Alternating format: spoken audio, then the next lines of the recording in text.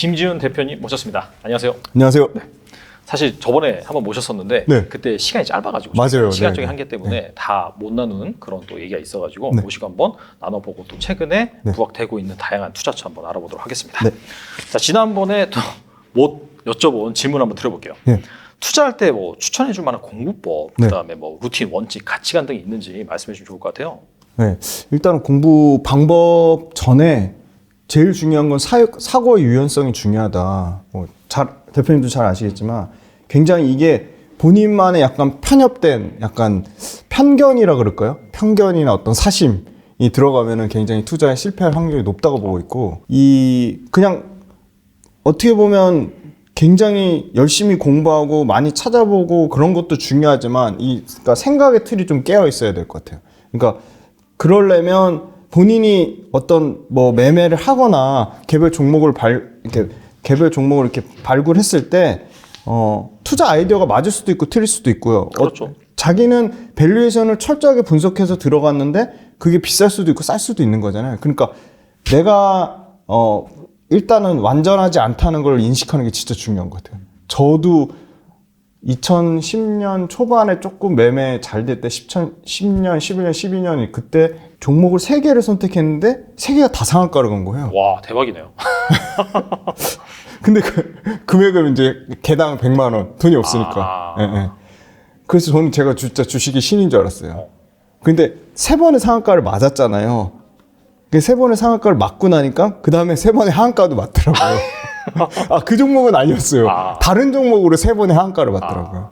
그러니까 이게 굉장히 자기에 대한 확신을 굉장히 좀 경계를 해야 될 것 같고, 그러니까 확신을 경계한다는 게 내 확고한 투자 철학이나 가치관이나 기준을 뭐 자꾸 바꾸라는 얘기는 절대 아니고요. 이 사고가 굉장히 좀 유연해야지 이렇게 살아 숨쉬는 유기체 같은 주식에 좀 이렇게 좀 굉장히 좀 탄력적으로 좀 대응할 수 있지 않을까. 그래서 사고가 유연하려면 다른 사람의 의견을 많이 듣는 게 진짜 중요한 것 같긴 해요. 그래서 유튜브는 굉장히 좀 좋은 매개체인 게, 저 사람은 어떤 논리적 근거로 이런 얘기를 하고 또 다른 사람은 왜 같은 매크로를 보는데 부정적으로 보고 이 사람은 왜 긍정적으로 보는지, 그러니까 이 논리 체계가 사실 내가 들었을 때 이성적으로 이게 합리적인지 아닌지 그걸 판단하는 게 좀 중요한 것 같고, 그러려면 좀 많이 접해봐야 되고 많이 들어봐야 되고, 그리고 많이 듣고 나서 그냥 끝나는 게 아니라 그걸 내 스스로 나만의 관점으로 정리하는 게 필요한데, 그 정리할 때 굉장히 좀 사고가 유연해야 된다. 이렇게 그런 부분을 좀 경계해서 좀 다양한 의견과 다양한 사고를 최대한 많이 흡수해서 그거를 유연하게 적용할수록 주식시장의 성공 확률이 훨씬 높다고 생각하고요. 그 다음 두 번째는 역시나 엄청나게 공부를 해야 된다. 공부라는 거는 막 진짜 뭐 전문적인 내가 회계 지식을 공부할 필요는 없을 것 같고요. 주식 투자에 꼭 필요한 정도 수준만 하면 되고요. 그거보다 중요한 거는 저는 이제 무조건 매크로보다는 그 산업에 대한 동향, 이슈. 그 산업에 대한 이슈나 동향도 사실 달란트에서 많이 정리를 해주시잖아요. 네네.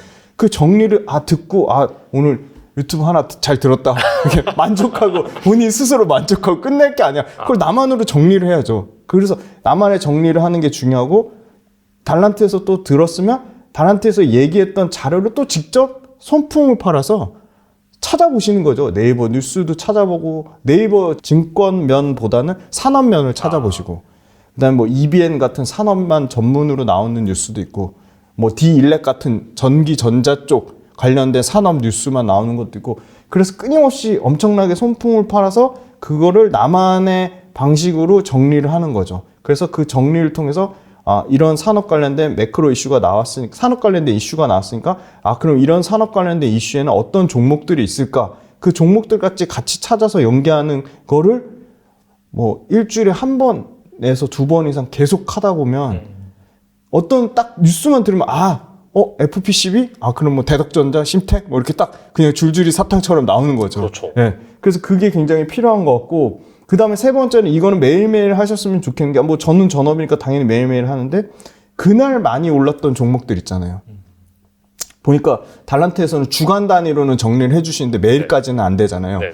그건 이제 본인이 하셔야죠. 맞아요. 본인이 하세요. 본인이 하셔야죠. 그러니까 매일매일 정리를 상승률 상위, 코스닥 상승률 1등부터 10등, 코스피 상승률 1등부터 10등. 그래서 종목은 본인이 찾고 이유를 찾는 게 어려우면 검색하시면 또 검색에 또 웬만한 것도 다 나오거든요. 다 나오죠. 다 나와요. 없는 건 없는 대로 빈 공간에 놔두시고 그렇게 해서 상승률 종목 10개 하시고 그 다음에 떨어진 것도 왜 떨어졌는지 알면 좋죠. 하락률 5등, 1등부터 5등까지 적고 그 다음에 두 번째는 외국인이 그날 당일날 순매수한 거 상위 1등부터 5등, 기관이 순매수한 거 상위 1등부터 5등. 그러니까 아까 말씀드린 외국인 기관이 사는 거 수급 정리, 그 다음에 잠시만요. 네. 풀어주고 나간 건가? 네. 잠시만요. 이게 이제 많이 풀어져 있었나 보다. 그 수급 정리부터 다시 말씀해 주세요. 네, 외국인하고 기관이 그러니까 당일날 외국인 기관이 당일날 많이 산 거 수급 정리 1등부터 5등까지 정리하는 거 그것도 매일 하시고 그다음에 두 번째는 그날 당일날 상승률 종목 코스닥 상승률 1등부터 10등까지 그다음에 코스피 상승률 1등부터 10등까지 그걸 쭉 계속 정리를 하시다 보면 거기서 지금 시장이 이렇게 돌아가는구나. 시장은 외국인 기관은 주로 2차 전지만 사는구나. 아니면 상승률 높은 거는 2차 전지 관련된 것 중에서도 소재만 사는구나 하고 그 시장 돌아가는 트렌드를 알 수 있거든요. 그래서 그것만 매일 정리하고 기록하고 파악하시기만 해도 거기서 종목이 보이실 거예요. 네. 그리고 그다음에 이제 그렇게 해서 이제 시장 들어가는 트렌드를 알고 멘탈까지 뭐 이렇게 잡았다. 유연한 사고를 정립이 됐다. 그다음에 이제 하셔야 될 거는 그러면 이제 내가 매매할 종목을 골라야 되는데 매매할 종목은 철저하게 내가 생각하는 그 기준, 기준이 제일 중요한데요. 기준 본인만의 다 기준이 있겠죠. 그러니까 기준이 만족되는 것만 사는 건데 저는 4가지 기준을 잡거든요. 첫 번째가 역시나 당연히 압도적으로 펀더멘탈이거든요. 펀더멘탈이라고 하면 당연히 실적하고 재무제표상에 몇 가지 봐야 될 지표들이 결합된 펀더멘탈이 1순위고 두 번째가 펀더멘탈이 안만 좋아도 모멘텀이 없으면 안 가더라고요. 그래서 모멘텀이 재료죠. 소위 말하는 재료인데 재료는 소위 말하는 가장 큰 게 정부 정책이고요. 그 다음에 산업 돌아가는 이슈, 산업의 최신 동향, 그 다음에 개별 기업의 이슈.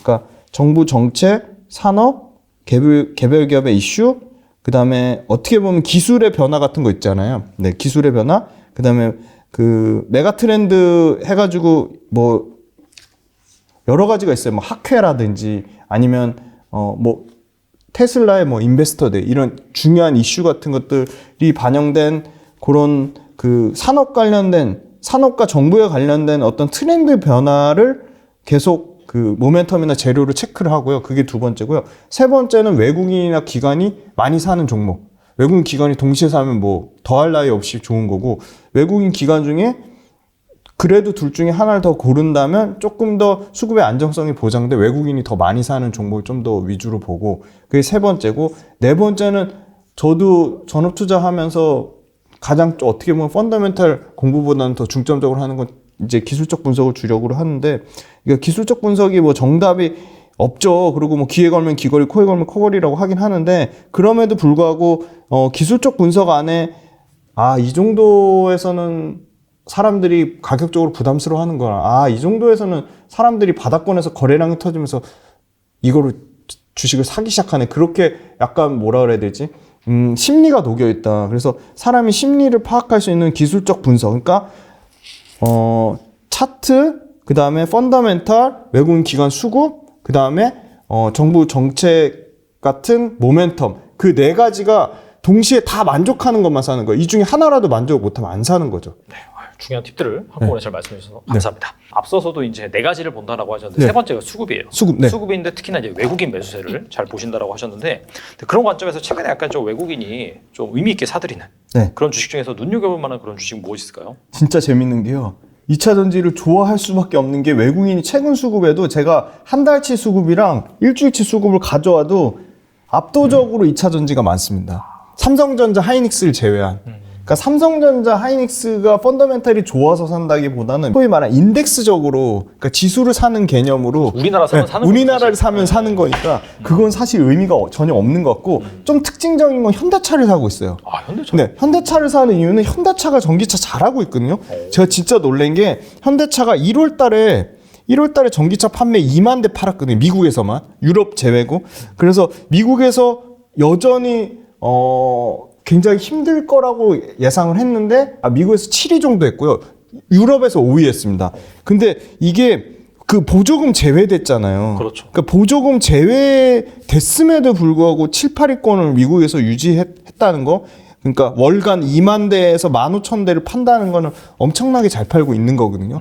뭐 아이오닉 5를 비롯해서 뭐 기아의 EV6를 비롯해서 그래서 현대차의 전기차 경쟁력에 대한 거는 뭐 의심할 여지는 없는 것 같아요. 그래서 사실 현대 기아차가 수출 경기 민감주로 가장 큰 포지션을 차지하고 있는데 아까 모두에 말씀드렸듯이 자동차가 1월 달에 수출 지표에서 46%나 개선됐다는 건 거기에 당연히 제일 앞단에 있는 게 현대차잖아요. 그러니까 반도체보다는 자동차가 우려했던 것보다는 훨씬 좋은 상황이다. 그래서 보시면 매수 현황에 삼성전자, 하이닉스, 현대차인데 그거를 제외한 나머지는 거의 다 2차 전지입니다.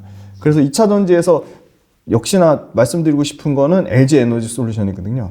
네, LG 에너지 솔루션을 좀 말씀드리면 LG 에너지 솔루션은 사실 소재보다는 거의 안 올랐거든요. 그 이유가 첫 번째가 그 뭐 양극재라든지 밑에 소재단에 소재가 어떻게 보면 더 슈퍼 을처럼 우리 반도체로 치면 ASML처럼 그렇죠, 맞아요. 양극재 업체가 슈퍼 을처럼 보니까 마진을 못 남겼어요. 마진을 못 남기니까 이익률이 계속 떨어진 거죠. 그래서 LG 에너지 솔루션의 이익률이 뭐 4%까지 빠졌는데 LG 에너지 솔루션은 너무 재미난 게 엄청나게 수준을 많이 해놨어요. 왜냐면 전체 완성차 업체 10개 중에 글로벌 탑 완성체 전기차 업체가 전체 전기차 시장의 매출 포지션의 75%를 가져가거든요. 거의 압도적이거든요. 그렇죠. 근데 10개 중에 9개가 그 삼성이 하는 그 BMW만 제외하고 나머지는 다 LG가 고객사거든요.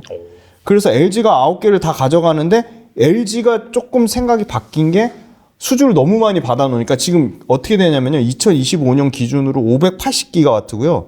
580기가와트로 치면 전기차로 치면 1기가와트가 지금 15,000대니까 와, 그럼 뭐 한 750만 대? 이야, 네, 엄청나네요. 네, 거의 1000만 대 수준의 전기차를 양산할 수 있는 양인 거죠. 네, 네.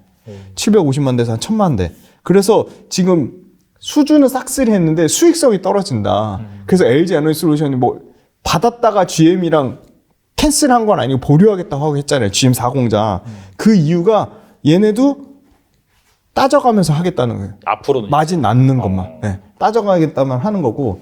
그리고 지금 어떻게 보면 그 테슬라의 요청에 의해서 테슬라가 지금 30%는 파나소닉 거를 쓰고요.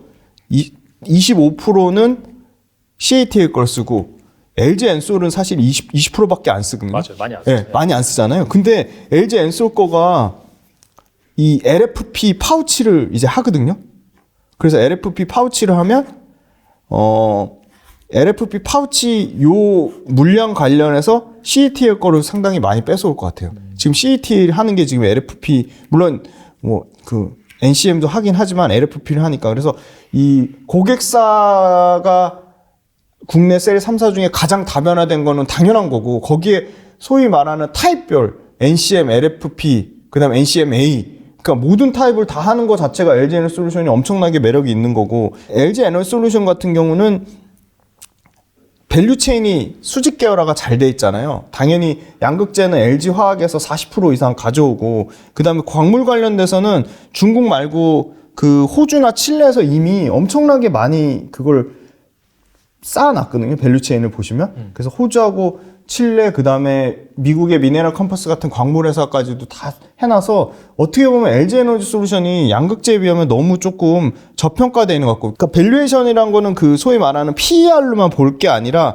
이거를 그 영업이익의 성장률이나 뭐 주당 순이익의 성장률로 나누는 PEG 값으로 요새 보는 게 어떻게 보면 성장주에 대한 밸류에이션의 새로운 평가 방법인데 PEG 값을 보시면 LG 에너지 솔루션이 1.38이고요. 삼성 SDI가 1.04인데 삼성 SDI하고는 조금 차별화돼서 보셔야 되는 게 LG 에너지 솔루션은 전기차 비중이 매출에서 80% 가까이 되고요.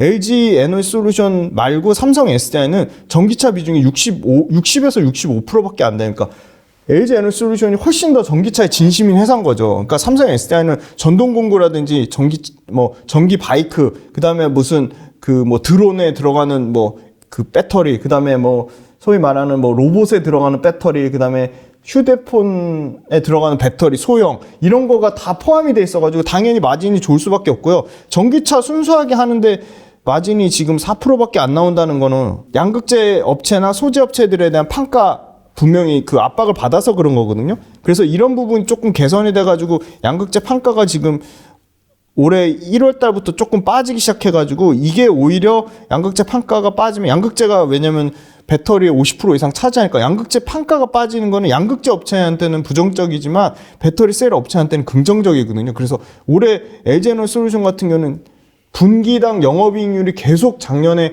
그 원자재 단에서 부담이 돼서 계속 빠졌다가 지금은 이제 7%까지 올라왔어요. 그러니까 삼성 SDI가 맨날 두 자릿수 한다고 맨날 그걸 강조해가지고 엄청 삼성 SDI는 마진이 좋고 LG 에너지솔루션은 마진이 안 좋은 거 아니냐 했는데 그 이유가 전기차 포지션 비중 차이 때문에 그런 거였거든요. 근데 LG 에너지솔루션은 꽉 차게 80에서 85% 전기차 비중을 차지함에도 불구하고 그런 비용 단에서 엄청나게 절감하고 생산 공정 효율 혁신하고 그런 거를 통해서 이익률이 개선되면서 구조적으로 좋아지고 있다. 그래서 밸류에이션을 PE주로 다시 재계산해야 돼요. 그러면 1.38에 지금 가격대에서도 바닥권에서 15에서 20% 올랐지만 부담스럽지 않은 매력적인 구간을 보고 있고요. 그 다음에 LG에너지솔루션이 또 구조적으로 커질 수밖에 없는 게 엄청난 이 기술 진입 장벽이거든요.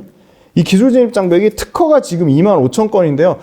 이거는 뭐 박 이사님도 말씀하셨겠지만 CATL 비하면 특허 건수에서 4배 이상 차이가 나요. 그리고 폴란드에 그 공장 수율 잡는 것만 해도 폴란드 공장 수율 잡는 거가 4년 걸렸대요. 90% 잡는 거가. 근데 지금 이제 폴란드 외에도 미국에도 공장 있고 이제 그 중국에도 공장이 있는데 제가 이제 업체에 확인해 보니까 80에서 90%는 꾸준히 수율이 유지가 된다고 하더라고요. 그래서 엄청나게 이 기술 진입 장벽이 실제 매출이나 이런 그 안정성 측면으로도 좀 유지가 되는 것 같고 그리고 이제 결국은 중대형하고 이제 원통형 매출의 성장성인데 중대형하고 원통형 매출의 성장성 중대형은 이제 자동차용 파우치고 매출 원통형은 이제 그 소형전지하고 ESS 에너지 저장 장치 들어가는 건데 이거 성장성이 전기차 같은 경우는 지금 매출하고 이익에서 모두 지금 여기 보시면은 46%, 45%가 나오고요. 45% 중에 중요한 포지션을 차지하는 게 북미하고 유럽인데 북미는 70% 성장이 나오고 유럽은 지금 20에서 30% 성장이 나오고 있어요. 근데 북미를 워낙 주력으로 하고 있기 때문에 북미에서 매출이 뭐 삼성 SDI나 SK온에 뺏길 확률은 굉장히 낮다고 보고 있어요. 그리고 두 번째는 이제 4680 원통형하고 아까 말씀드린 LF 파우치가 신규로 이제 본격적으로 아마 올해 말부터 이제 그 매출에 반영될 경우는 이거는 추가적으로 기존에 하던 거 자동차용 파우치나 기존의 원통형보다 추가적으로 이게 그 제품 포트폴리오가 다각화되는 거니까 여기에 대한 거는 밸류에이션을 당연히 추가적으로 더 줘야 될 것 같고 그 다음에 전체 생산 캐파가 그러면은 증가하려면은 추가적인 돈이 있어야 되는데 삼성 SDI 못지않게 엄청나게 재무구조가 양호하다. 그 이유는 현금성 자산이 지금 5조 9천억이 있어요. 현금하고 현금성 그 자산 갖고 있는 게. 그리고 부채 비율도 엄청나게 많이 줄어서 지금 180%에서 지금 86%까지 떨어졌고요. 그 다음에 순차입금 비율이 올해 지금 2월 달 기준으로 11%까지 떨어졌으니까 계속 캐펙스 투자를 하려면 조 단위의 돈이 필요한데 조 단위 돈을 투자할 만큼 상당히 좀 LG 에너지솔루션 재무구조도 안전하다. 그래서 단기적으로 20% 오르는 게 중요한 게 아니라 외국인의 수급 측면에서는 지금 최근에 1조 4천억 정도 매수한 것 치고는 외국인이 산 거에 대비해서는 전혀 주가가 지금 저는 오르지 않았다고 보고 있고요. LG 에너지솔루션이 매출과 이익이 올해 끝나는 게 아니라 3년 동안은 계속 50% 이상 성장한다고 보고 있습니다. 약간 좀 매크로 이슈, 최근 네. 시장 이슈로 좀 넘어가도록 하겠는데요. 환율이 한때 한 1220원? 장중에는 1210 몇 원까지 내려갔다가 최근에 빠르게 이제 1300원 정도 수준으로 올라왔어요. 그래서 약간 그간 좀 한국 증시를 견인했던 외국인의 매수세도 예전에 꾸준히 계속 샀는데 지금은 샀다 팔았다 그러는 모습을 보이고 있습니다. 그래서 이런 상황에서 좀 증시를 어떻게 진단하시는지 궁금하거든요. 외국인 매수세가 주춤한 건 사실인데요. 그러니까 그 달러만 강세로 가긴 조금 어렵다고 보는 이유. 물론 달러가 뭐 강세로 갈 수도 있겠지만 확률적으로 달러 강세가 좋다고 보는 이유가 생각보다 그 미국을 제외한 다른 국가들 있잖아요. 아시아라든지 그다음에 이제 유럽이라든지 경기가 그렇게 나쁘지 않은 상황이라고 보고 있고, 특히나 유럽을 굉장히 우려를 많이 했는데 유럽이 생각보다 경기가 그렇게 나쁘지 않은 상황을 보고 있어요. 그리고 지금 보면은 크게 두 가지인데, 우리나라 입장에서는 수출액이 여전히 적자긴 해요. 12개월 연속으로 적자긴 한데 지금 그 적자 폭 자체가 굉장히 축소가 됐어요. 아, 점점 축소되고 점점 축소되고 있다. 그 이유는 2월 달에 지금 데이터가 지금 2월 달에 최고 수출 데이터 나온 게 역시나 자동차하고 2차 전지에서 상당히 좋았다. 그러니까 반도체는 여전히 안 좋았는데 자동차 같은 경우가 46% 정도가 증가했고요. 왜냐면 예상한 건 23% 정도 증가를 예상했는데 아무래도 전기차 데이터가 포함이 된 것 같아요. 그래서 자동차에서 46% 정도 증가했고,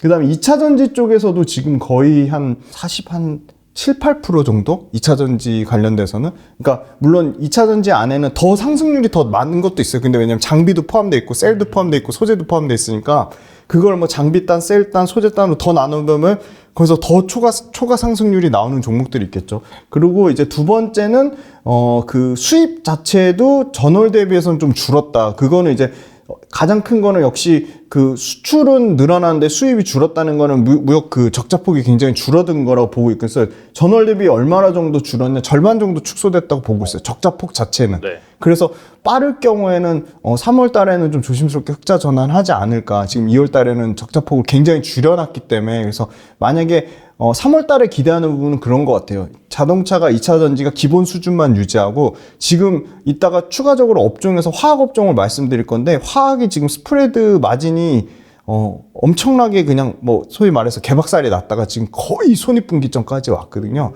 그래서 3월달 양회 기점으로, 만약에 3월달 양회 이제 하잖아요. 그래서 그 기점으로 화학이라든지 철강이라든지 철강, 우리 가장 민감한 경기 민감주 업종들이 조금만 회복이 되면 전체 수출 포지션에서도 워낙 화학이나 철강이 차지하는 비중이 크기 때문에 그렇죠. 조금 회복이 되지 않을까. 이거는 순수하게 그러니까 반도체가 좀 안 좋을 거를 감안하는 상황입니다. 반도체는 여전히 안 좋다고 감안해도 그래서 좀 그 소위 말하는 수출 경기가 좀 회복이 되지 않을까, 그런 기대감이 있고요. 두 번째는 CPI하고 PPI 차이인데, CPI로 치면 소위 말해서 이제 소비자한테 전이하는 소비자 물가 지수기 때문에 일종의 기업 입장에서는 판가가 되는 거고요. 그렇죠. PPI는 제조 물가 지수니까 기업 입장에서는 원가가 되는 거죠. 그래서 판가와 원가의 차이, CPI와 PPI의 스프레드 마진이 지금 커지고 있다. 왜냐하면 판가는 올라가고 제조 PPI는 떨어지고 있어가지고, CPI는 올라가는데 PPI는 떨어지니까 그 스프레드 차이가 좀 커져서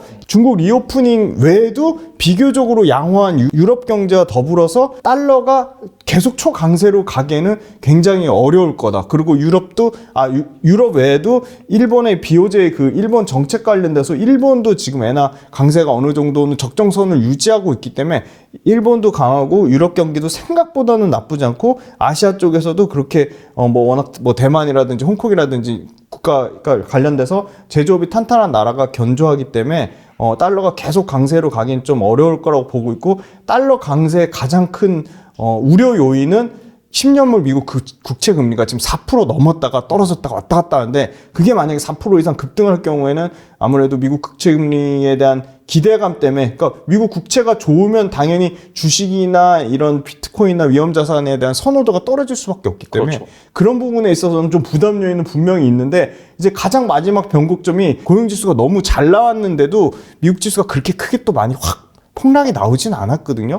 그래서 지금 3월 달에 한 번 더 지금 빅스텝을 하냐 아니면 그냥 베이비 스텝으로 가냐, 그 기로에 있는데, 그 두 가지의 가장 포인트가 물가하고, 근데 물가는 이미 너무 다 알려진 이슈라서 물가가 여기서 더 이상 엄청나게 6%대에서 막 갑자기 다시 7, 8% 가기는 어려울 것 같고, 그냥 6% 중후반 정도 시장에서 예상하는 수준만 되면 물가는 이미 너무 다 알려진 이슈이기 때문에 크게 영향을 못 미칠 것 같고, 물가보다는 중요한 게 사실 그거거든요. 고용지표가 또 생각보다 너무 잘 나올까 봐. 그래서 고용지표 지금 나오는 게 3월 10일 날 2월 달 고용지표가 나와요. 그래서 2월 달 고용지표만 짱돌만 나오지 않는다면 매크로 관련돼서는 더 이상 뭐 이렇게 저희를 힘들게 할 이슈는 없지 않을까. 그래서 제가 보기에는 지수가 위로도 크게 뜨긴 어렵겠지만 밑으로도 크게 내리꽂기는 좀 어렵지 않을까. 그래서 그 안에서 철저하게 2차전지 같이 엄청나게 종목별로 차별화되는 장세는 나올 거다. 그래서 오히려 매매하기는 좋다고 보고 있고요. 저는 매일매일 실전 투자를 하는 입장에서 작년에 11월, 12월 9월 달부터 계속 죽었는데요. 9월, 10월, 11월, 12월 너무 힘들었거든요. 매매할 종목이 안 보이는 거예요. 그래서 계속 손절을 쳤는데 지금 1월 달, 2월 달에는 9월 달, 10월 달, 11월, 12월 달에 손절 친 걸로 1월, 2월에 열심히 매매하고 있고 3월 달에도 매매를 하는 이유가 종목들이 많이 보이기 시작했어요. 종목들이 많이 보인다는 거는 그만큼 장이 좋지 않고서는 매매할 종목이 없거든요, 맞아요, 사실. 네. 그러니까 제가 매매할 종목이 많다는 거는 종목별로 그게 좋다는 거고, 그 다음에 주변의 지표를 봤을 때, 거래대금도 조금 늘어났어요, 확실히. 거래대금 78조까지 늘어났거든요. 안 좋았을 때 보면요, 뭐 50조 중후반 이랬거든요. 그래서 거래대금만 측면만 봐도, 한 18% 정도 늘어난 거니까 꽤 많이 늘어났고, 그 다음 두 번째는 고객 예탁금인데, 고객 예탁금은 43조까지 빠졌다가 아직도 50조 미만이긴 해요. 한 49조 정도니까.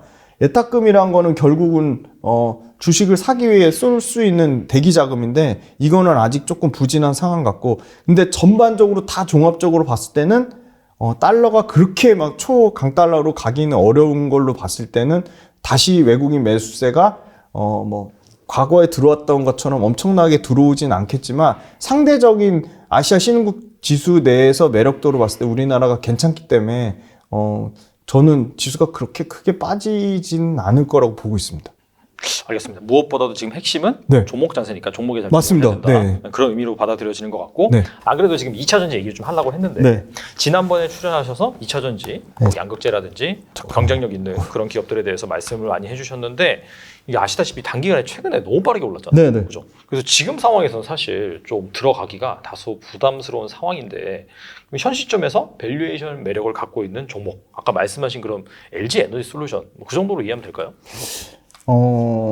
밸류에이션 측면에서 LG에너지 솔루션이 비싼 건 저는 아니라고 보고 있고요. LG에너지 솔루션보다 만약에 더 싼 밸류에이션을 보면 저는 LNF를 더 좀 싸게 보고 있는데 그 이유가 LNF PEG 값 보여드릴게요. PEG 값을 보시면 LNF 같은 경우는 에코프로비엠이 PEG가 0.7이 나오고요. 1을 기준으로 하시는 겁니다. 1을 기준으로 해서 에코프로비엠 0.9고요. 그 다음에 포스코케미칼은 1이 넘습니다. 1.4고요. 네. 그 다음에 포스코케미칼이 1.3이고요. 1.3이고 그 다음에 LNF가 0.7이거든요.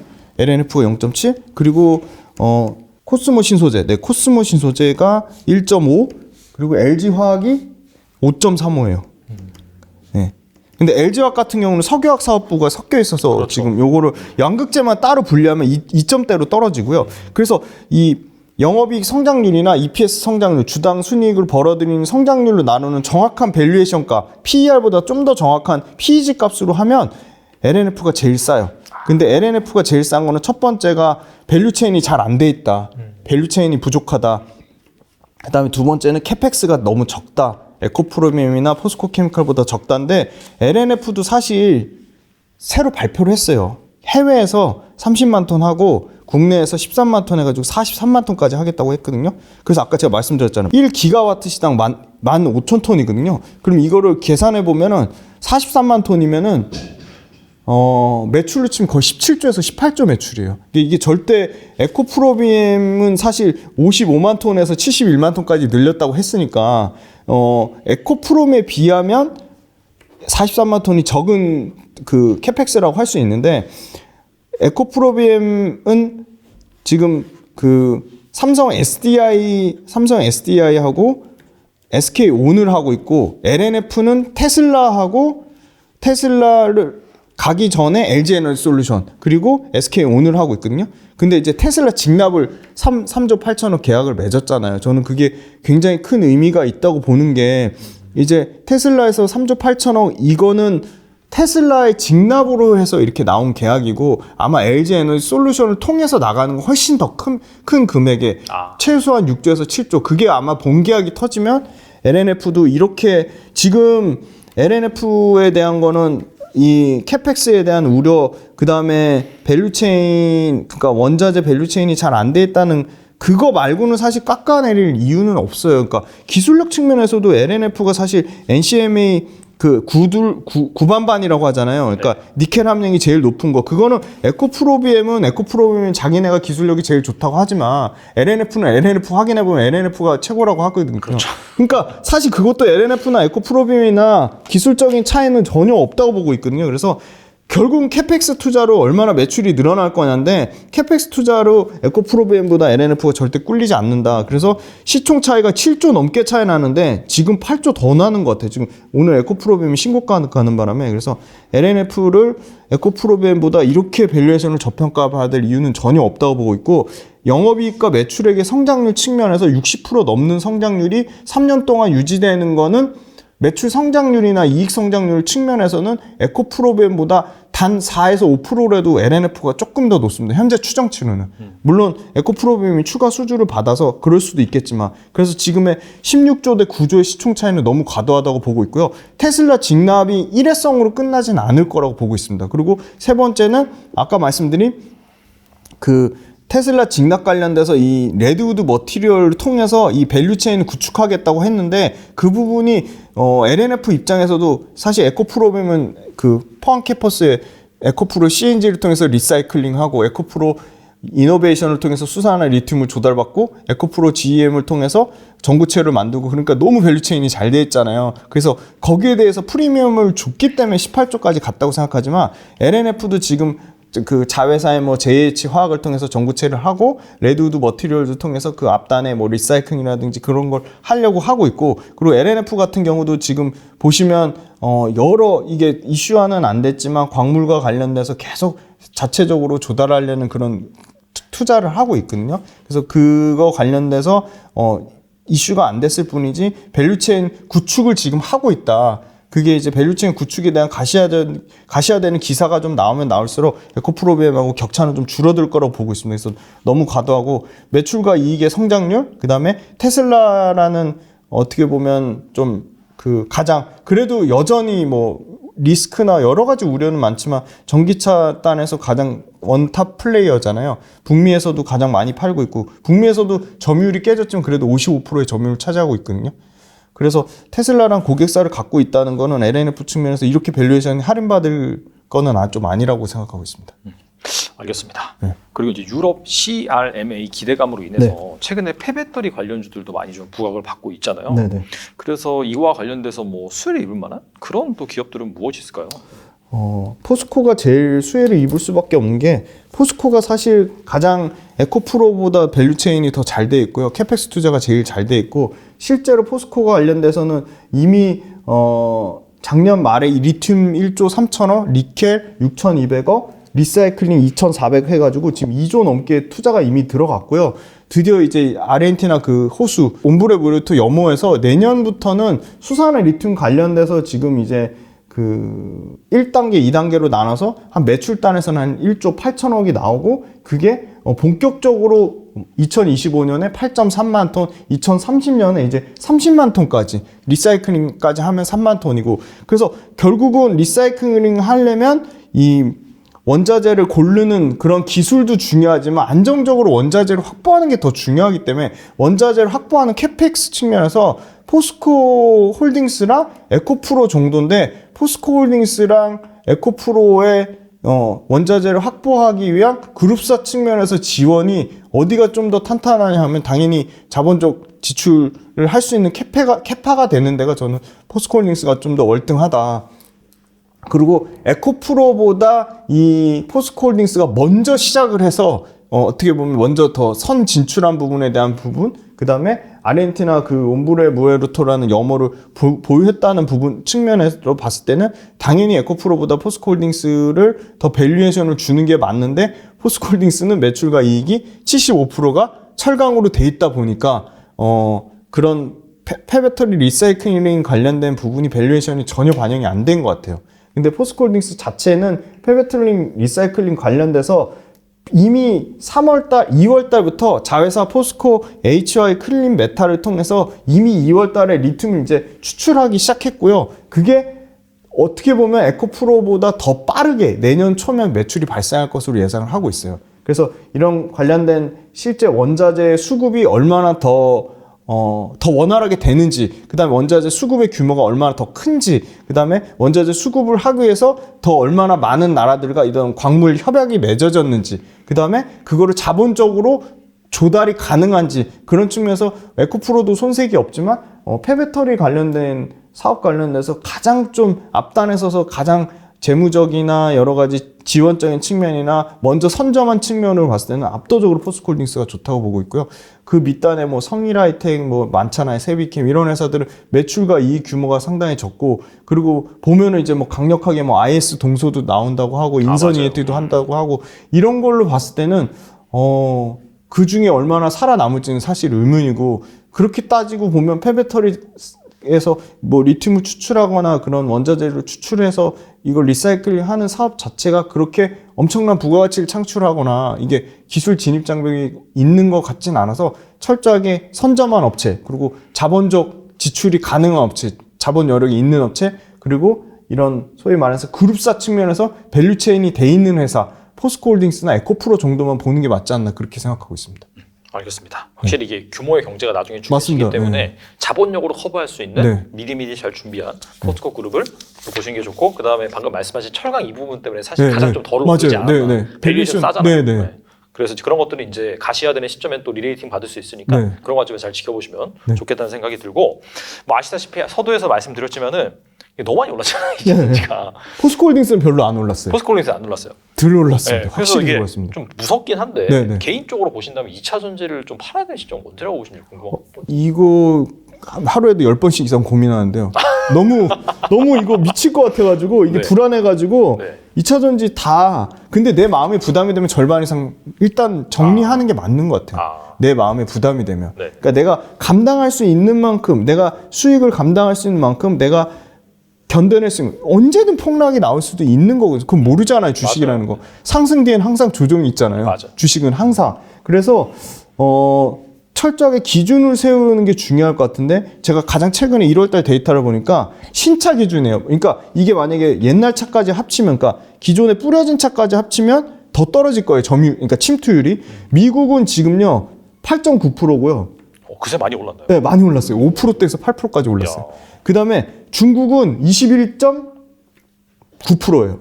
22%, 약 22%. 그 다음에 유럽이 18%, 17.8%. 그러니까 미국 9%, 중국 22%, 유럽 18%잖아요. 이게 못해도 최소한 미국 50%, 중국 뭐 한 65%, 유럽 한 65%. 그러니까 미국 기준으로 미국이 50% 이상 전기차가 침투율이 나오면, 이건 왜냐면 신차만 기준이니까 저는 이때 되면 다 팔 것 같아요.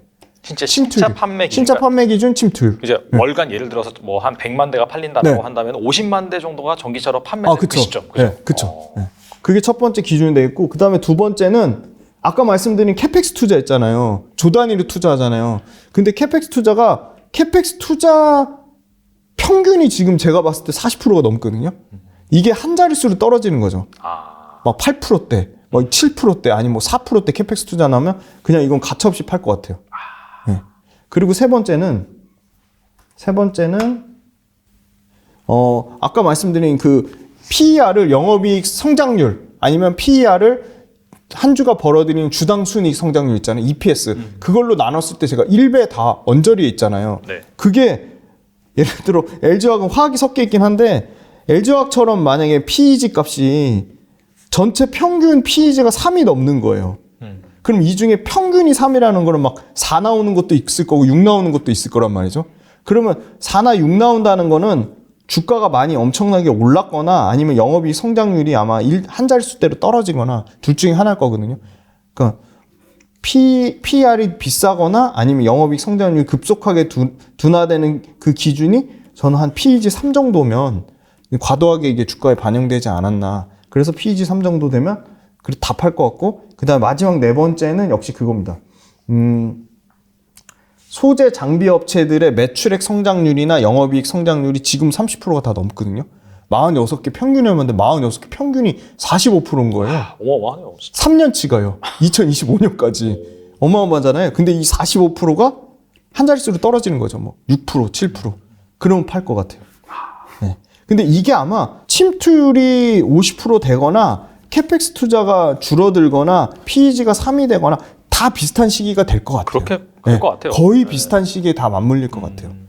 그렇게 될 것 같고 이제 배터리 이제 매크로 하시는 분도 배터리 얘기하는데 그런 분들이 점점 얘기를 안 하시면 매크로 하시는 분들이 배터리 관련된 얘기를 안 하고 저처럼 막 배터리에 막 미쳐서 배터리 좋다고 하는 사람들이 나오는 입지가 좁아지면 그때도 또 팔 시기가 되지 않을까. 약간 또 휴먼 인덱스도 되게 휴먼 인덱스 중요할 것 같습니다. 네, 맞습니다. 알겠습니다. 뭐 당분간은 아니고 앞으로 좀 네. 시간이 한참 좀 걸릴 것 같다는 생각이 들긴 하는데 이것도 한번 잘 지켜보시면 네. 좋을 것 같다는 생각이 들고 그다음에 좀 2차 전지 말고 다른 좀 네. 종목 얘기도 한번 해보겠는데 네. 연초 이 중국의 리오프닝 기대감으로 주가가 좀 급등을 했었잖아요. 네. 중국 소비 관련주들이 네. 최근에 약간 좀 잠잠한 모습입니다. 근데 앞으로 또 양해도 있고 그래서 약간 좀 눈여겨볼 만한 주식이 있을지 궁금하거든요. 그러니까 전 중국이 원래 화장품이 제일 대표적이고 화장품하고 면세잖아요. 그렇죠. 항공도 있고요. 화장품 면세, 항공 유통. 화장품 면세, 항공 유통인데 화장품 이거 그 거차오라고 하잖아요. 자국 소비하는 거. 그것 때문에 화장품은 사실 지금 사실 이게 한두 분기가 아니라 계속 지금 2, 3분기, 4분기 연속으로 지금 LG 생활건강이나 아모레퍼시픽이 엄청나게 고전하고 있거든요. 그렇다고 완벽하게 뭐 명품 포지션도 아니고 그래서 제가 봤을 때는 화장품보다는 역시나 먹는 거다. 먹거리. 그리고 두 번째는 입는 거. 근데 먹거리나 입는 거는 두 가지인데요. 첫 번째는 브랜드력. 그리고 두 번째는 점유율. 그리고 세 번째는 마케팅인데 오프라인 매장을 통한 마케팅. 요거 세 가지가 결합되어 있는 브랜드력도 있으면서 시장 점유율도 좋으면서 오프라인 매장도 많으면서 중국인들 그 거차오 애국 소비에 반하지 않는 오히려 애국 소비를 이용하는 마케팅을 하는 그게 세 군데. 첫 번째가 FNF. 네, 잘 아시죠? 네. MLB. 네. 이거 MLB가 너무 재미난 게 중국의 지금 주된 소비층은 MZ세대거든요. 20 초반에서 30 후반. 네. MZ세대한테 브랜드 가치로 50위권 바뀌었다가 가장 최근에 따끈따끈한 브랜드, 그러니까 MZ세대가 좋아하는 의류 브랜드, 스포츠 의류 브랜드에 지금 14위까지 올랐어요. 엄청나게 미친 듯이 올라오고 있거든요. 추세가 중요한데 이게 그러니까 오르면 올랐지 빠지지 않고 50위권에서 계속 14위까지 올라간다는 거죠. 브랜드력에 대해서는 뭐 완벽하게 인정을 받았고요. 그다음에 점유율인데 이 MLB가 중국 시장에서 차지하는 이 FNF 상에서 매출 비중이 40%가 넘어요. 그러니까 FNF 연간 매출이 2조 3천억 정도 나는데 이 중에 3천억대였다가 5천억대, 3천억, 5천억, 6천억, 8천억, 9천억 지금 1조 보고 있거든요. 그러니까 전체 매출의 거의 40% 이상 차지하고 있고요. 이게 점유율이 엄청나게 올라왔고 그 다음에 아무리 코로나 얘기해도 오프라인 매장 작년에 진짜 어떻게 이걸 이렇게 많이 했는지 모르겠어요. 850개를 했어요 지금. 그리고 올해는 1200개. 그러니까 40%, 30에서 40% 매출이 증가하고요. 그러면 중국에서 이익이 나냐? 이익 나는 게 지금 아모레퍼시픽하고 LG 생활건강이 6년 만에 지금 1조 이익 냈거든요. 6년 만에 1조 이익 냈는데 얘네가 지금 3년 만에 지금 올해 지금 전체 FNF 전체 영업이익이 한 6,800억인데 이 중에 4천억 정도가 중국에서 이익이 나고요. 내년에 한 6천억, 내후년에 한 중국에서만 진짜 빠르면 내후년에 중국에서만 이익으로 1조 예상하고 있거든요. 그러니까 중국에서 매출 1조 찍는 거를 아모레퍼시픽이나 LG 생활건강 6년 될 거를 3년 만에 따라잡았거든요. 그러니까 이제 영업이익만 따라잡으면 FNF가 가능할 거라 보고 있고 FNF 또 잘하는 게 키즈예요, 키즈. 이게 성인 잘 되니까 이제 자연스럽게 애들 걸로 가는데 애들 거는 더 마진이 좋거든요. 그러니까 원자재가 들으니까 마진이 브랜드는 그대로 쓰고 가격은 비슷한데 사실 가격은 비슷한데 브랜드는 그대로 쓰니까 마진이 좋은 거예요. 그래서 MLB 키즈 마진이 몇 프로 나오는지 아세요? 몰라요. 지금 전체 의류 브랜드 좀 잘 나가는 것들 브랜드 마진이 어느 정도 되는지 아세요? 대충. 글쎄요. 엄청 잘 나올 것 같죠. 근데 이게 의류 약간 브랜드. 재고 이슈 때문에 맞아요. 왔다 갔다 하잖아요. 네. 이게 그러니까 막 영업무역이나 막 이런 데들 있잖아요. 그러니까 뭐 그렇죠. 그 OEM 하는 데들이 한 8에서 한 10% 정도 나오고요. 진짜 잘 나오는 게 브랜드 잘 되는 데가 평균이 지금 15에서 한 20 정도 돼요. 브랜드 진짜 잘 나가는 데가. 근데 F&F가 이 MLB 키즈까지 같이 잘 팔면서 지금 올해 가장 최근에 지금 1분기 예상 영업이익률이 33%가 나옵니다. 와, 진짜 높게 나와. 엄청나게 나옵니다. 그리고 작년 평균이 30.6%가 나왔어요. 영업이익률이. 그러니까 뭐 의류 관련된 업체 중에서도 마진으로도 압도적이고, 그리고 사실 PER로 봤을 때도 지금 한 배 수준이거든요. 그러니까 비싸지 않아요. 그러니까 작년에 휠라홀딩스가 F&F 경쟁 막 얘기 나올 때 중국에서 매장 3,000개까지는 했다고 했거든요. 3,000개. 그러니까 3,000개까지 했다고 했는데 그 3,000개 했을 때 PER 밸류에이션이 3,146개인가 그런데 휠라홀딩스 제일 잘 나갈 때 그때 PER이 3, 4배가 됐어요. 20배 넘게 줬는데 지금 F&F 이제 시작이잖아요. 이제 중국에서 F&F가 지금 휠라홀딩스나 아모레퍼시픽이나 LG생활건강보다 압도적으로 속도가 빠르거든요. 오프라인 매장하는 것도 그렇고. 그래서 이거에 대한 좀 밸류에이션을 좀 줘야 되는데 지금은 사실 F&F는 제로 코로나 때문에 중국이 너무 힘들다, 면세 어렵다, 그 다음에 그 테일러 메이드 골프 반영이 된다 하는데 왜 안 되냐 그래서 그게 올해 드디어 반영이 되고요. 그리고 얘네가 그 세르지오 타키니라고 테니스 브랜드 인수한 게 아마 올해부터 매출단에서는 300억에서 한 800억 정도 계속 분기별로 추가될 거라고 보고 있기 때문에 중국 관련된 소비주는 사실 브랜드력 좋으면서 점유율도 있으면서 오프라인 매장 늘리는 거, 그리고 중국에서 가장 빨리 매출과 이익이 성장하는 F&F가 원탑으로 꼽기에 손색이 없을 것 같습니다. 알겠습니다. 그리고 증시에서 로봇과 AI 관련된 열풍도 역시나 지금 뜨겁게 불고 있죠. 물론 2차 전지가 주도주긴 하지만. 그래서 그 다음으로 약간 좀 주목해봐야 될 섹터 주식이 있다면 무엇이 있으면 궁금하거든요. 지금 제일 싼 게 저는 아까 화학하고 철강이 엄청 싸거든요. 네, 화학 철강은 첫 번째가 에틸렌 그 원자재가 제품 판가하고 원재료의 차이가 기준점은 300불 보시면 되거든요. 에틸렌 스프레드 300불인데 지금 작년에 얼마까지 빠졌냐면요. 진짜 엄청나게 빠졌거든요. 150불까지 빠졌거든요. 근데 지금 이거 300불인데 지금 반토막 났잖아요. 근데 2월 넷째 주, 그러니까 지난주 기준으로 298불까지 회복이 됐어요. 그러니까 이게 한 번에 150불에서 298불 회복된 게 아니고요. 150불, 뭐 190불, 230불 이렇게 회복돼가지고 지금 300불까지 회복이 됐고요. 그리고 그 특징이 NCC 중국의 대형 NCC가 시노팩하고 페트로차이나인데 걔네가 지금 120만 톤씩 증설을 했는데도 지금 이 판가가 회복이 된 거거든요. 공급을 엄청나게 늘려놨는데, 그러니까 작년하고 재작년에 공급을 엄청나게 늘려놨는데 그 공급 늘려난 게 이제 수요가 뒷받침이 돼야 되잖아요. 그래서 3월 달에 양해 때문에 이제 수요가 뒷받침이 될 거라고 보고 있는데 그걸 좀 선반영하는 부분이 있는 것 같고, 그리고 두 번째는 석유화학 중에 가장 마진 좋은 게 고무하고요. 그다음에 그 가전제품에 들어가는 ABS, 그리고 이런 뭐 친환경 소재에 들어가는 뭐 바이오 플라스틱 이런 데 들어가는 소재가 이 석유화학 제품 중에 가장 다운스트림 밑단에 있는 건데 그런 데서 수요가 조금 회복이 되고 있습니다. 원래는 고무 같은 경우는 사실 그 위생용 장갑 많이 팔았을 때 금호석유화학이 잘 됐는데 그거보다는 이제 자동차에 들어가는 타이어 쪽에서 좀 회복이 되는 것 같아요. 그 회복이 되는 것 같고, ABS 같은 경우는 중국 로컬 가전제품 만드는 데나 우리나라 가전제품에서 좀 회복이 되나 봐요. 그래서 이게 ABS 가동률이 60% 미만이었다가 80%대까지 회복이 된다고 하거든요. 그래서 ABS가 잘 되니까 이 에틸렌 납타 크래커, 그러니까 NCC 스프레드 마진이 좀 좋아지고, 그리고 두 번째는 중국 양회에서 이 내수 경기 관련된 부양책이 나오면 인프라 투자가 나올 건데, 인프라 투자 관련돼서는 사실은 먹거리보다는 사실 중국의 대거 이 플라스틱 관련된 업체들 있잖아요. 이런 데서 재고를 미리 쌓아놓거든요. 그래서 재고 축적 수요가 벌써 1월 달부터 빠르게 나오고 있대요. 그래서 석유화학 관련된 회사들이 주가가 확 빠져야 되는데 또 안 빠지고 또 견조하게 버티고 있거든요. 그래서 그런 측면으로 봤을 때는 석유화학이 너무 싼 것 같고, 그리고 이제 아까 말씀드린 에탄 크래커 관련돼서 수요가 좋은 게 고무하고 가전제품에 들어가는 ABS라고 말씀드렸는데, 그거 말고 최근에는 이 그 산화 방지제 쪽 이게 하는 회사가 송원산업밖에 없거든요. 맞아요. 근데 바스프가 셧다운 해가지고 지금 공장을 좀 중단시켜놨어요.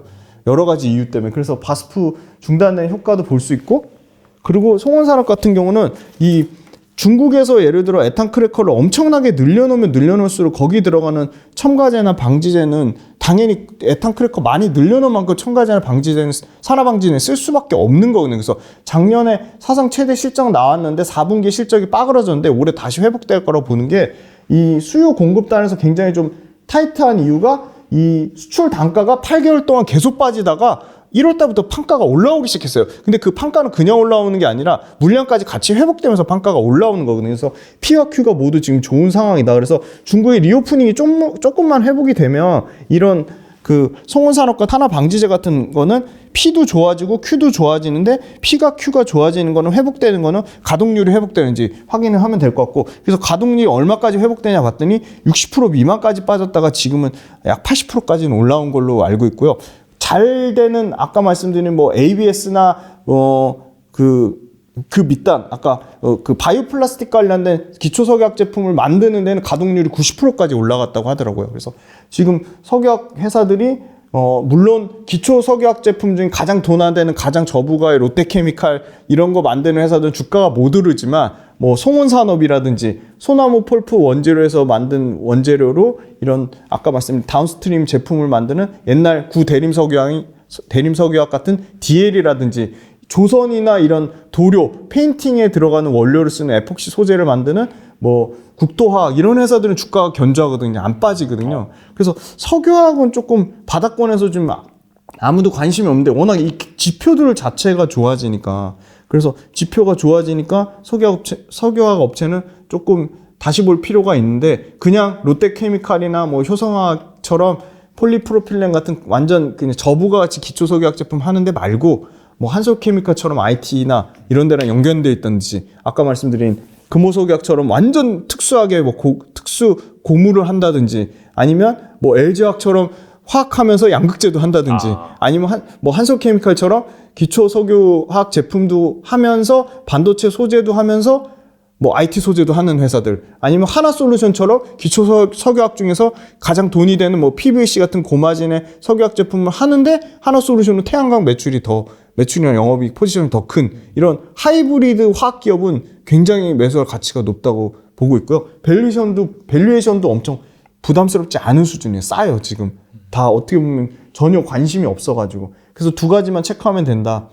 원자재랑 판가의 스프레드가 개선되고 있는지, 그 개선되는 거의 기준점은 손익분기점 300불을 기준으로 300불에 가까이 다가서고 있는지. 그래서 지금 298불까지 거의 손익분기점이 왔다. 그리고 중국 양회 관련돼서 얼마나 이런 인프라 관련된 정책들이 이런 구체적으로 나오는지. 왜냐하면 중국이 전체 글로벌 플라스틱의 40% 제품을 다 중국에서 수요를 충당하니까. 예. 그래서 좀 틈새 시장을 노리는 측면에서 석유화학 제품 중에 기초석유화학 제품이 아닌 다른 고부가 가치 제품 하는 업체들이 분명히 우리나라에 있으니까 그걸 좀 노려보자. 네, 그렇게 말씀드릴 수 있을 것 같습니다. 알겠습니다. 지금까지 약간 좀 소외되어 있고 지금 시장에 관심이 덜한, 하지만 그 중에서 약간 좀 모멘텀이 있는, 또 펀더멘탈적으로 그런 종목들을 말씀해 주시고 있는데, 이런 종목들이 좀 많잖아요. 지금 네네네. 사실 지수가 좀 반등했다라고 하더라도 뭐 앞서 말씀하신 것처럼 특정 섹터, 특정 종목만 차별적으로 올랐기 때문에 여전히 지금 싼 주식들이 많아요. 그래서 이렇게 싼 종목 중에서 눈여겨볼 만한, 주가 정말 많이 빠졌지만은 상승 여력이 있는, 자, 그런 주식 뭐가 있을까요? 네, 제가 여기서 말씀드리는 게 절대 종목을 사라는 얘기가 아닌데, 그렇죠. 오해를 하시더라고요. 절대 사시라는 말씀이 절대 아니고요. 그때 말씀드렸던 거 제가 종목을 그걸 보니까 그때 또 제가 또 책임감 있게 하려고 봤거든요. 근데 보니까 삼성 엔지니어링이 4.4% 올랐고요. 네. 그때 와서 말씀해 주셨죠. 나노 신소재가 58.4% 올랐고, 클래시스가 12% 올랐고, 종가 기준으로. 아난티가 8.3% 빠졌는데, 아난티 관련돼서 걱정하시는 분들이 있어요. 저는 아난티 관련자도 아니고 뭐 기관 투자자도 아닌데, 아난티가 삼성생명하고 약간 뭐 횡령이나 배임 이런 이슈가 있는 거 아니냐, 삼성생명 직원하고 짜고 이렇게 뭔가 아난티 관련돼서 주식에 부정한 방법을 쓰지 않았냐, 그런 우려나 이슈가 있는데, 지금 주가가 한 8% 정도 빠진 수준을 봤을 때는 그게 팩트가 아닐 수도 있는 것 같아요. 왜냐면 그게 팩트였으면 분명히 뭐 15% 이상 빠졌거나 뭔가 문제가 생겼을 것 같거든요. 그래서 그런 측면을 봤을 때는 아난티는 좀 더 지켜봐야 될 것 같고, 아난티 그때 말씀드린 뭐 제주라든지 가평이라든지 그다음에 아난티가 이제 하는 강남 아난티 거리 관련된 거는 제가 확인해 본 결과는 여전히 견고하게 지금 사업이 진행 중에 있어요. 그리고 올해 실적 추정치도 바뀌지 않았거든요. 매출이 3배 이상 늘어나고요. 1조 가까이 지금 3,800억에서 한 1조 가까이 늘어나고 영업이익도 2배 넘게 늘어나고 2.5배가 늘어나거든요. 그래서 물론 아난티 같은 그런 종목의 개별 이슈는 전혀 이거를 감당할 수 없는, 그러니까 전혀 저희가 예측할 수 없이 이게 벌어지는 거기 때문에 이걸 말씀드린다고 해서 절대 사실하고 말씀드리는 거 아니니까 그걸 좀 절대 오해하지 않으셨으면 좋겠고요. 저는 지금 싸다고 보는 종목은 아까 말씀드린 두 가지 측면에서 보면 이거 한번 볼게요. 첫 번째는 효성첨단 소재인데요. 이게 수소 모멘텀 때문에 재작년에 88만 원까지 땡겼다가 3분의 1 토막이 났어요. 30만 원대까지 이렇게 가차없이 빠질 종목이 아닌데 30만 원까지 빠졌거든요. 야, 진짜 많이 빠졌어. 진짜 많이 빠졌잖아요. 근데 지금 회복이 되고 있어요. 40만 원 중후반까지. 근데 80만 원 고점 대비 그럼 실적이 꺾였냐? 그건 아니거든요.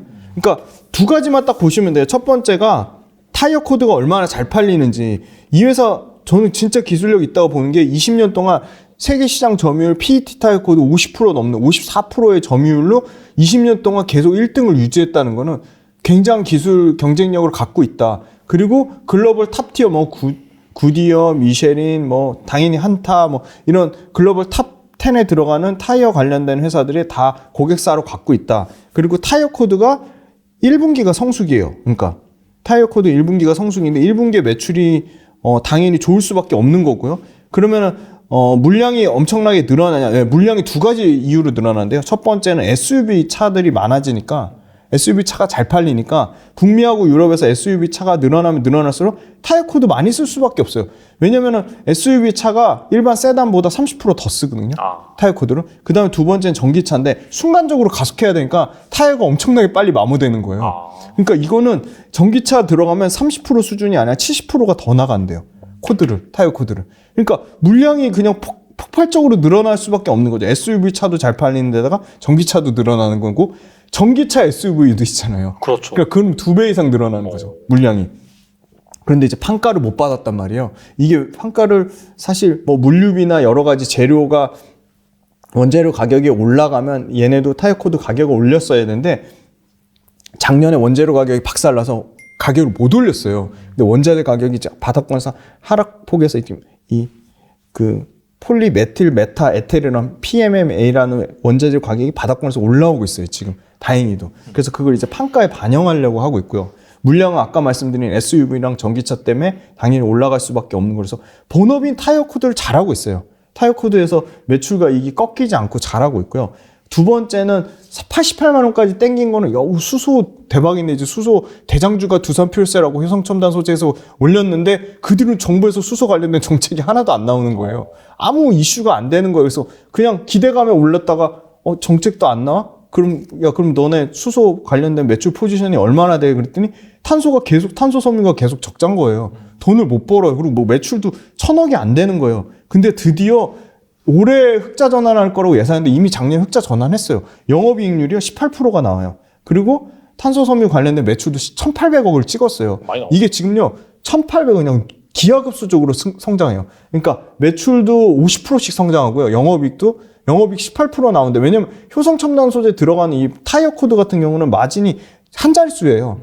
7, 8%밖에 안 나와요. 근데 아까 말씀드린 첨단 소재 같은 거는 그러니까 그 첨단 소재 이 탄소 섬유 같은 거는 18%니까 탄소 섬유 많이 팔수록 효첨은 엄청나게 이득인 거죠. 그래서 이게 얼마까지 커지냐면 1,800억에서 5,400억까지 3배 넘게. 근데 물론 5,400억 예상하는 거는 캐파를 얘네가 지금 1조 2, 3천억 들어서 지금 얼마까지 늘리냐면요. 2025년까지 중국에 5,000톤 늘리고요. 15,000톤, 14,000톤에서 15,000톤까지 늘리면 15,000톤 기준으로 매출 3,700억까지 나오는 거죠. 그러니까 매출이 3배 이상 늘어나고 영업이익은 아까 18% 나니까 이 효성첨단 소재 탄소 섬유에서만 나는 영업이익이 전체 효성 첨단 소재 영업이익의 거의 20% 넘게 차지하는 거예요. 지금 5% 정도밖에 안 되거든요. 그러니까 4배 이상 성장의 여력이 있고 이익률이 엄청 좋아지는 거고. 그 다음에 효성 첨단 소재의 이 탄소 섬유 관련돼서 정부에서 전주에서 도레이 첨단 소재하고 효성 첨단 소재를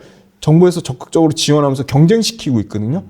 그래서 이 정부에서 지원하니까 탄소 섬유 관련돼서 수소 관련된 게 작년하고 재작년에 이슈가 전혀 없었다면 올해는 윤석열 정부가 이제 수소 관련된 걸 좀 육성하겠다고 했기 때문에 조금은 기대하는 부분이 있어요. 정부 관련된 정책 부분이 좀 나올 거라 기대하는 부분도 있고, 수소 관련돼서 탄소 섬유 관련된 부분이 어디 쓰이냐 봤더니 제일 최고급 1등급은 항공에 쓰이고요. 그다음에 통신에 쓰이고 의료기기 쓰이고, 그다음에 많이 쓰이는 게 뭐 고급 자전거, 특수 고급 자전거나 뭐 무슨 고급 골프채, 이런 뭐 티타늄 대체로 이런 걸 쓰였는데, 너무 재미난 게 지금 신재생이 대세잖아요. 그 태양광에 들어가는 인곳 가열로에 쓰이거든요. 그래서 인곳 가열로에 들어간 지가 사실 얼마 안 됐는데, 이게 중국 로컬에서 중국의 탄소 섬유 만드는 회사가 물량을 캐파를 다 못 쳐내서 저희한테, 효첨한테 우리 효첨 너네 탄소 섬유 갖다 달라고 해가지고 중국으로 납품을 해요. 그래서 사실 중국에 캐파가 전혀 없다가 지금 5천 톤을 증설하는 거거든요. 갑자기 지금 2025년까지. 이 태양광 설비 때문에 인곳 성장로 중국에 납품하느라고. 그래서 이제 중국 관련된 매출까지 포함되면 지금은 이거 1,300억, 작년 기준으로 1,300억에는 중국 비중이 하나도 표시는 안 된 건데, 중국 태양광 이 인곳 가열로 단열재 향으로 들어가면 당연히 매출이 폭증할 거라고 보고 있고, 사실 중국 관련된 부분이 밸류에이션에 반영이 되려면 중국 관련된 타이어 코드 만드는 회사가 매출 2,100억에 시총 7조 5천억이거든요. 근데 지금 우리 효첨은 지금 2조밖에 안 되거든요. 매출 효첨도 1,800억 하는데 너무 차이가 많이 나잖아요. 그리고 그렇게 따지면 효첨은 지금 이 탄소 섬유에 대한 밸류에이션은 전혀 반영이 안 되고 완전히 그냥 타이어 코드에 대한 것만 반영이 된 것 같고, 그다음에 두 번째는 탄소 섬유 관련돼서 효첨도 가장 끝단 항공기에 들어가는 걸 개발했어요. T1000이라고. 초고강도 탄소섬유 T1000을 세계에서 세 번째로 성공했거든요. 그럼 이 T1000 같은 경우는 일반 탄소섬유보다 마진을 더 많이 받을 거거든요. 그래서 이게 아마 항공용 쪽으로 납품이 되지 않을까 그렇게 보고 있고, 이 효첨의 탄소섬유는 안정적으로 이미 현대랑 12조 바인딩 공급 계약을 맺었어요. 그래서 12조가 계속 쪼개져서 2030년까지 매출로 좀 반영될 거라고 보고 있습니다. 그래서 효첨이 본업도 잘하는데 탄소섬유에 대한 기대감이 완전히 꺾여가지고 주가가 박살났는데, 아니다 다를까 지금 30만 원 초반대에서 40만 원 초반대에서는 계속 꾸준히 지금 수급이 들어오고 있어요. 지금 이 기관 쪽에서도 수급이 들어오고요. 외국인도 최근에 조금 사고 있고요. 그래서 좀 40만 원대 가격대는 굉장히 좀 매력적인 가격이라고 볼 수밖에 없는 게, 왜냐면 PER로 치면 뭐 9배 정도 수준이고요. 아까 탄소섬유의 영업이익 성장률이나 매출액 성장률로 나누는 PEG 값으로 보면, 아까 PEG 1 기준이라고 말씀드렸잖아요. 효첨이야말로 PEG가 1이 안 돼요. 0.8 막 이렇게밖에 안 됩니다. 그래서 굉장히 매력적인 기업을 보고 있습니다. 알겠습니다. 또 하나 종목이 있다고 말씀하셨죠. 그 다음에 이제 한솔케미칼인데요. 한솔케미칼은 뭐 너무 잘 아시겠지만 그 웨이퍼 표면 닦는 가산화수소 만드는 회사잖아요. 가산화수소 이 초고순도로 만드는 게 엄청난 기술력이라고 합니다. 이게 아무나 할 수 있는 게 아니고, 이게 굉장히 어떻게 보면은 독점까지는 아니고 과점 사업이고요. 지금 점유율로 치면 뭐 초고순도 가산화수소 만드는 게 35%고요. 거의 뭐 삼성전자 거의 독과점 하는 형식이고, 그리고 이 삼성에 납품하는 거 관련돼서 물론 메모리하고 비메모리 반도체 다 부진하긴 하지만 지금 그나마 삼성이 지금 안 없애고 하는 데가 지금 P3 공장이거든요. 그래서 P3 공장 매출은 그냥 꾸준히 유지가 될 거다 그렇게 보고 있어서 물량이 Q가 엄청나게 빠지지는 않을 거라고 보고 있어요, 사실. 그래서 그건 계속 체크해 봐야 되는데, 사실 Q보다 지금 중요하게 보는 거는 그 비용 단위거든요. 코스트거든요. 근데 코스트가 원래 이 과산화수소 원재료가 LNG 원재료를 썼거든요. 근데 LNG 가격이 지난 2년 동안 폭등하는 바람에 원재료가 너무 비싸가지고 그냥 얘네는 가격을 못 올리고, 과산화수소 가격은 못 올리고 비용만 과도하게 부담해가지고 그냥 이익률이 박살이 났거든요. 근데 지금 이 소위 말하는 LNG 원재료 가격이 지금 폭락하는 바람에 지금 원가 구조가 지금 엄청나게 좋아졌어요. 원재료 LNG가 가격이 급격하게 수직 하락해가지고, 그래서 지금 마진이 올해는 다시 20%대, 한솔케미칼도 굉장히 마진이 좋은 회사거든요. 마진율 20% 나오는 회사거든요. 전체 마진이. 그래서 마진율이 좋아진다. 그리고 두 번째는 전체 물량은 많이 안 팔리지만 이 과산화수소 말고 퀀텀닷 소재를 만드는데, 퀀텀닷 소재가 TV가 계속 엄청 커지면서 대면적화되면서 TV TV 자체는 많이 안 팔려도 TV에 들어가는 컨텐츠나 소재 물량은 많이 들어가는 거예요. 큐가 진짜 많이 들어가가지고 큐가 커지고. 그리고 세 번째는 역시나 이거는 지금 완전히 그냥 IT 소재로만 밸류에이션을 봤는데 이 회사가 작년에 2차전지 바인더 있잖아요. 양극할 물질하고 도전제 붙이는 일종의 접착제. 그 바인더 매출만 3,500억이 나왔거든요. 그 한솔케미칼 매출이 1조 중에 거의 35% 차지하는데 바인더 관련된 밸류에이션은 전혀 안 돼 있어요. 2차전지 바인더 관련된. 근데 바인더 매출이 지금 3,500억에서 뭐 5,500억, 6,500억 이렇게 꾸준히 얘네도 한솔케미칼이 보는 게 바인더 매출이 연평균 30%는 성장할 거다. 그럼 연평균 30% 성장하는 거를 한솔케미칼 밸류에이션에 줘야 되는데 지금 밸류에이션에 전혀 반영이 안 돼 있고, 그다음 2차전지 관련돼서 자회사 테이펙스라고 있는데 2차전지 테이프도 매출과 이익이 30%씩 성장하는데 관련된 2차전지 테이프 관련된 이 테이펙스의 지분 가치도 100% 한솔케미칼에 반영이 안 돼 있는 거죠. 뭐 50% 할인해도 지금 테이펙스 이 시총이 거의 4천억 가까이 되는데 한솔케미칼 시총이 이제 뭐 2조 초반이니까 이거는 전혀 지금 테이펙스 지분 가치는 전혀 반영이 안 돼 있고, 그리고 마지막으로 네 번째는 계속 그 연기됐고 뭐 미뤄지고 뭐 이슈만 나오고 안 돼 있던 실리콘 응급제를 양산을 해요. 드디어 2월 달부터 실리콘 응급제 뭐 강력 대주전자 재료만 유일하게 양산을 했는데 얘네도 드디어 이제 1,500톤 시점으로 이제 양산하니까 강력한 대주전자 재료 경쟁자가 되지 않을까. 그리고 워낙 삼성이랑 끈끈하기 때문에 아마 이 실리콘 응급제 하게 되면 삼성 SDI랑 물량이 충분히 나올 가능성도 있고, 삼성 SDI가 최근에 GM이랑 거의 3조에서 5조 가까이 계약 맺은 걸 봤을 때 실리콘 응급제 만약에 GM도 당연히 하게 되면 한솔케미칼이 가장 유력한 좀 납품처가 되지 않을까. 그래서 2차전지 바인더에 대한 부분, 실리콘 응급제에 대한 2차전지 밸류에이션이 전혀 반영되지 않는, 2차전지에서 매출이 3,500억이나 나는 회사인데 그렇게 보면 한솔케미칼은 진짜 싼 것 같고, 본업인 반도체 소재단의 과산화수소나 이 퀀텀 TV 소재 또한 지금의 최바닥은 지나서 조금 회복이 되고 있다. 그래서 저는 한솔케미칼은 좀 2차전지 좀 관련 업체를 좀 봐주자. 네, 그렇게 말씀드리겠습니다. 가장 좀 무서운 게 그런 거잖아요. 네. 약간 되게 소외주였다가 네. 인기주로 탈바꿈. 맞아요. 그때 이제 주가 가장 폭발적으로 네네. 오르잖아요. 예전에 기억에 나는 게 그 삼성 LNS. 아. 지금 리더스 코스메틱인데 골판지 업체였다가 네. 화장품 업체로 되면 화장품 업체로 거의 20배 넘게, 뭐 제 기억에 한 10몇 배 오른 거. 10몇 배 올랐죠. 네. 그죠? 예. 산성 LNS 맞습니다. 그러니까 뭐 한솔케미칼이 10배 오른다는 건 절대 아니고, 네네. 하지만 그만큼 이제 리레이팅한 것 자체가 네네. 주가의 그 폭발적인 상승력을 불러일으킬 수 있으니까 시장에서 가치를 인정해주는 날에는 확실히 좀 재평가될 수가 있으니까 지금 상황에서 네. 잘 지켜보셔라. 네네. 그런 관점에서 말씀드리면 좋을 것 같습니다. 네. 그리고 노후 준비 네. 어떻게 하면 좋을지, 사실 저희 그 시청하는 연령층이 네. 한 40, 50대가 가장 많으시거든요. 네네. 그래서 그분들을 위해서 좀 말씀해 주시면 좋을 것 같아요. 네. 일단 정부에서 세제 혜택 되는 건 다 없애기 때문에 세제 혜택 주는 거는 무조건 필수적으로 다 해야 될 것 같고요. 그 3종 세트가 연금저축펀드랑요. 그다음에 두 번째가 근로소득이 있으신 분은 IRP 퇴직연금 계좌, 그리고 세 번째가 ISA 계좌인데요. 각각의 특징이 있는 게, 연금저축펀드는 400만 원에서 이제 지금 600만 원까지 세액공제 한도가 늘어났는데, 이거는 단점이 펀드밖에 투자가 안 되고요. 그래서 해외 펀드 하시는 게 제일 좋고요. 연금저축으로는. 그리고 IRP는 퇴직연금 계좌인데 ETF 투자를 할 수가 있어요. 그래서 ETF 투자를 할 수 있어가지고 주식만 못하니까 IRP는 ETF 투자로 하시고, 일단 IRP 계좌 좀 더 추가적으로 설명드리면 연간 이제 1,800만 도까지 할 수 있고, 그러니까 이 한도는 기본적으로 다 꽉꽉 채워서 하시면 좋은 게, 그래야지 어찌됐건 간에 이거는 세액공제 한도만 채우시면 투자 안 하고 계좌에 돈만 넣어놔도 세액공제 받을 수 있는 거잖아요. 그리고 세액공제 받는, 옛날에는 뭐 해외 비과세 펀드도 있었고 다 상품 없애버렸거든요. 그래서 이거는 다 되도록이면 일단 이거부터 먼저 채우셨으면 좋겠고, IRP 같은 경우는 이 1,800만 원 중에 연금저축 합산 900만 원까지 되거든요. 그럼 이 금액이 어마어마해요. 그러니까 900만 원 기준으로 치면 만약에 5,500만 원 미만이다 그러면 900만 원에 16.5%니까 거의 150만 원 돈이 그냥 매년 연말에 그냥 매년 들어오는 거고요.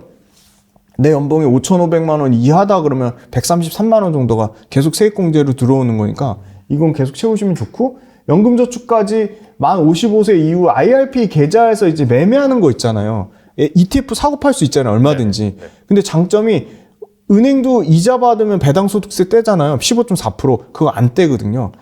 그게 진짜 큰 장점이에요. 그래서 매매해서 수익을 내가 잘 낼 수 있으면 매매해서 이자나 배당소득세가 안 되니까 그거를 다시 한 주라도 펀드나 ETF를 더 사시는 거예요. 그래서 재투자해가지고 만 55세 기간만 채우면 만 55세 이후에 연금으로 수령할 때 나이대별로 연금 소득세로 떼니까 3.3에서 5.5% 세금만 떼니까 아까 내가 만약에 중간에 뭐 그냥 개별 주식 사거나 개별 배당주를 사거나 하면 15.4%를 떼는데 이거는 연금 소득세로 55세 지날 때까지만 기다렸다가 하시면 만약에 만 55세 넘으신 분들도 있잖아요. 그러면 그냥 5년 기간만 채우시면 돼요. 5년만 채우면 이자 배당 소득세 미부과되고 이자 배당 소득세 없이 그거를 계속 과세 이연 효과라고 하는데 계속 재투자해가지고 나중에 5년 채운 다음에 60세 이후에 그냥 그 연금 소득세로 3.3이나 5.5%만 떼니까 그거 장기 투자하면 그만큼 확률은 뭐 떨어질 수도 있지만 어찌됐건 확률은 더 상승 확률이 더 높다고 봤을 때는 세제 혜택을 최대한 누려가지고 55세 이후에 또는 아니면 5년 채워서 60세 이후에 찾아서 세제 혜택을 받아서 최대한 받아서 그걸 재투자해서 복리로 그 복리 효과를 누리는 거죠. 그게 IRP가 되고 그 다음에 마지막 ISA 계좌는 소득 조건 따라서 만기 3년짜리가 있고 5년짜리가 있는데 ISA 최대 장점은 주식 투자가 가능한 거예요. IRP나 연금저축은 주식이 안 되고 연금저축은 ETF조차 안 되는데 그래서 최대한 IRP는 ETF 투자를 하시고 ISA 계좌에서 먼저 주식을 하시는 거예요. 그래서 ISA 계좌는 400만 원까지 비과세예요. 서민형 같은 경우는 연봉 5천만 원 이하면은 5천만 원 이상이면 200만 원까지 비과세거든요. 그러니까 일단 200만 원 비과세는 채우는 거죠. 이것도 똑같이 우리 주식 사고 팔 때 수수료 떼고 뭐 세금 떼잖아요. 그거 안 떼거든요. 그래서 200만 원까지 최대 맥스로 비과세 받고 1,800만 원 이상 되는 금액 있잖아요. 연간 1,800만 원 5년까지 되거든요. 그래서 그럼 그 이상 되는 거는 9.9% 분리과세 되거든요. 이것도 그래도 15.4%보다는 싸잖아요. 근데 단점은 그거 이게 내가 수익 금액이 너무 크면 금융소득 종합과세에 해당이 되는 거니까 그렇죠. 네, 그것만 조금 주의하시면 세제 혜택은 풀로 누리셔가지고 하고 연금저축은 해외 펀드라고 그 퇴직연금 계좌는 IRP 계좌로 ETF를 하고 ISA 계좌는 200만 원에서 400만 원까지 최대한 세액공제 받으셔가지고 그걸로 주식 투자 일단 주식 투자를 딴 거로 할 게 아니라 ISA 계좌에서 세제 혜택 받으면서 먼저 하시라 그렇게 말씀드리겠고 IRP 계좌로 ETF 투자할 만한 거를 제가 말씀드리려고 찾아봤더니 딱 한 개 좋은 게 있더라고요. 그래요? 신한자산운용에 메가테크 ETF라는 게 있거든요. 들어보셨어요? 못 들어봤어요. 네. 그것만 그럼 마지막으로 설명드릴게요. 신한자산운용의 솔캐디 메가테크 액티브 ETF거든요. 액티브는 이렇게 종목을 직접 맞아요. 하나 보네요. 네. 여기 보면 신한자산운용에서 포트폴리오 70%의 지수 구성하고 30%만 펀드 매니저가 시장 대응을 하는데 이 종목 구성이 어떻게 되어 있냐면요. 네, 여기 보시면 국내 증권사 리서치 센터장과 베스트 애널리스트를 대상으로 설문조사한 데이터를 기반으로 하는데 이게 핵심입니다. 세상의 변화와 구조적 성장 산업을 빠르게 반영할 수 있는 장점. 그러니까 메가 트렌드 산업을 딱 8개면 8개, 10개면 10개 정해서 거기에 핵심 종목들이 다 돼 있는 거예요. 근데 그때 리밸런싱해서 만약에 중국 리오프닝이 메가 트렌드로 뜨면 중국 리오프닝의 매출 비중을 편입 종목 비중을 늘리고 새로운 투자 모멘텀으로 하는 거죠. 그래서 보면 여기 핫한 트렌드한 산업이 다 들어가 있어요. 로봇, 2차 전지, 우주항공, 뭐 원자력, 그 다음에 뭐 모빌리티, 자율주행 이런 게 다 들어가 있거든요. 그래서 이거를 그냥 꾸준히 그냥 적립식으로 매수를 하시는 거죠. 이 소위 말하는 IRP 퇴직연금 계좌에. 그러면 굉장히 좀 안정적으로 지수보다는 훨씬 초과 수익이 나지 않을까. 여기 한번 종목만 한번 마지막으로 볼까요? 그래서 여기서 ETF 분석 들어가시면 여기 이제 개별 종목이 나오잖아요. 그렇죠. 네, 여기 밑에. 네네. 그러면 정말 다양하게 현대차, 두산에너빌리티, 한솔케미칼, 삼성 SDI, 삼성전자, 하이닉스, 동진세미캠, 뭐 SFA, 솔브레인, 솔루스첨단소재, 덕산네오록스, 네이버, SM, 뭐 하나에어로스페이스, JYP, 뭐 LG생활건강, 로보티즈, 뭐 현대로템, SPG, 한국항공우주, CS윈드, 뭐 인텔리안테크 이렇게 진짜 다양한 그 가장 핫한 업종들이 골고루 종목이 들어가 있거든요. 그래서 보니까 이게 수익률도 계속 지수 대비 아웃퍼폼을 했더라고요. 그래서 요거를 퇴직연금 계좌로 아마 활용하면 좋을 것 같고, 아니면 2차전지 관심 있으신 분은 두 가지인데 타이거하고 그 코덱스가 있잖아요. 근데 타이거보다는 코덱스가 좀 더 종목 구성이 괜찮은 게 코덱스 2차전지가